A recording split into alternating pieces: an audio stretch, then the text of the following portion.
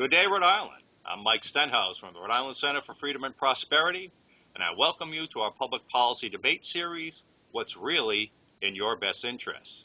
In this edition, we'll explore whether a public policy culture that simply looks to address the material needs of economically disadvantaged Rhode Islanders is missing much deeper and more important factors, namely people's social needs and the impact on their families. Our guest today is Dr. Wendy Warcholik, a Ph.D. economist and lead researcher for the new Family Prosperity Index. Wendy, welcome to our show. Thank you, Mike. You know, this initiative and index that you've created is very personal to you. Tell us your personal story and why you're so interested in this new metric. Sure. Well, I'm an economist. I'm also somebody who has personally experienced the cost of divorce. I'm that child who was sitting before the court-appointed psychiatrist, pulled out of school every week because my mom wanted the judge to reduce the amount of time I spent with my dad. I'm that girl who wasn't always living with her parents, so my parents weren't always looking out for my welfare, so I didn't always know how I was going to pay for food and clothing.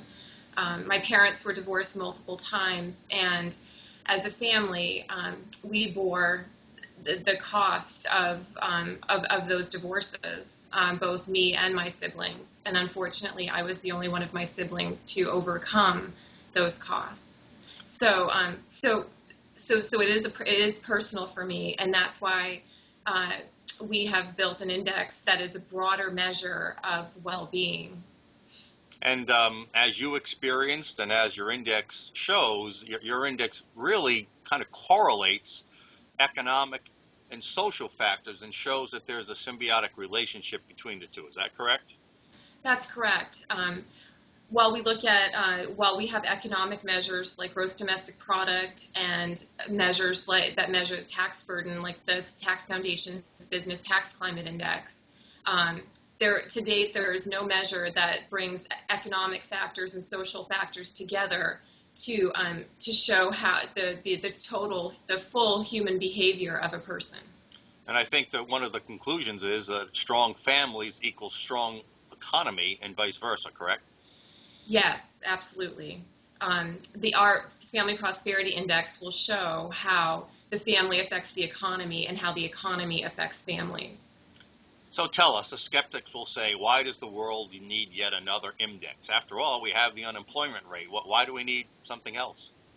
Well, the unemployment rate is one number, and we look at 6 major categories, and economics is surely one of the major categories we look at. But there are many other factors that are important. We look at self-sufficiency, which includes self-reliance, government dependency. We look at substance abuse, family health. We look at family culture, which is a host of different variables like your prison population, religious attendance. So there are many other factors that are not addressed in looking at our total well-being. Well, thank you, Wendy. We're going to continue our discussion on our next segment, and we'll be right back with more from What's Really in Your Best Interests.